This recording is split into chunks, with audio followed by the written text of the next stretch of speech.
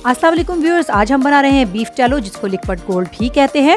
Viewers, Eid आने वाली है, आपके पास चर्बी काफ़ी मिकदार में होगी। इसको आप गाय या बकरे की दोनों की चर्बी से बना सकते हैं। बहुत ही शानदार बीफ टैलो बनकर तैयार होगा। तो मैं आपको बताती हूँ इसे किस तरह से बनाना है। आप चर्बी ले लीजिए, मैंने तो ये मार्केट से ख़रीदी है, तकरीबन 4 किलो चर्बी है ये।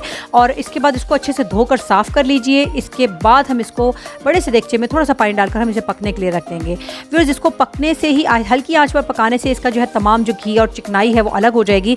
तो ये मैं ढककर इसे रख रही हूँ, तकरीबन 20-25 मिनट हल्की सी आंच पे मैंने रखा। और व्यूअर्स देखिए, अभी इसमें काफ़ी सारी जो है ना चर्बी जो है वो साबुत मौजूद है।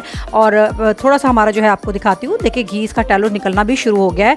ये बेहतरीन प्रोडक्ट है जो बनके तैयार होने वाली। लेकिन अभी हम इसके अंदर थोड़ा सा पानी और डालेंगे और उसको हल्की आँच पर और थोड़ी सी देर के लिए पकने के लिए छोड़ेंगे। तो व्यूअर्स, यहाँ पर मैं तकरीबन इसके अंदर 1 गिलास पानी और शामिल कर रही हूँ और उसको हल्की सी आँच पर पकने के लिए तकरीबन मैं आधा पौना घंटा और छोड़ दूँगी, जिससे अच्छी तरह से मेरी चर्बी जो देखें पक चुकी है। इसके अंदर से तमाम जितना भी आप देख सकते हैं फैट्स निकल के बाहर आ गए हैं। और यही वो बेहतरीन फैट्स हैं जो हमारे बहुत सी प्रोडक्ट्स में काम आते हैं।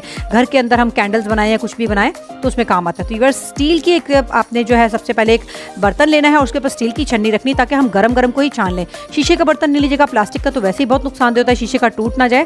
तो इसीलिए किसी स्टील के बर्तन में ही आप इसे गरम गरम छान लें, तो तमाम तर जो इसकी चिकनाई और चर्बी हम निकल कर बाहर आ जाएगी।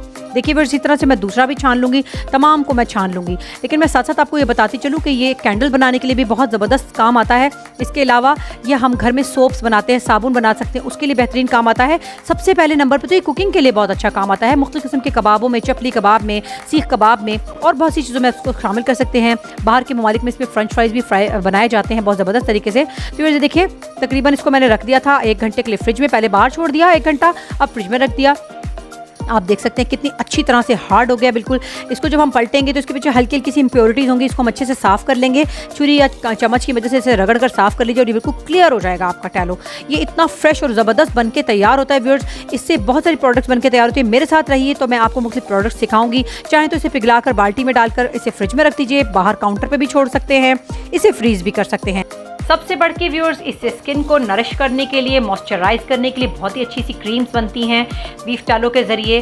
तो ये बहुत शानदार क्रीम्स वगैरह बनानी भी मैं आपको सिखाऊंगी। बहुत ही आसान है, डिफरेंट प्रोडक्ट्स हैं जो कि मैं आपको सिखाने वाली हूँ, जिसमें सोप्स भी हो सकते हैं और स्किन को नरिश करने के लिए बहुत अच्छी सी प्रोडक्ट्स भी हो सकती हैं। खाने पीने की रेसिपीज़ तो मैं आपको सिखाती ही रहती हूँ। तो अच्छी अच्छी रेसिपीज़ जानने के लिए मेरे साथ रहेगा। शुक्रिया।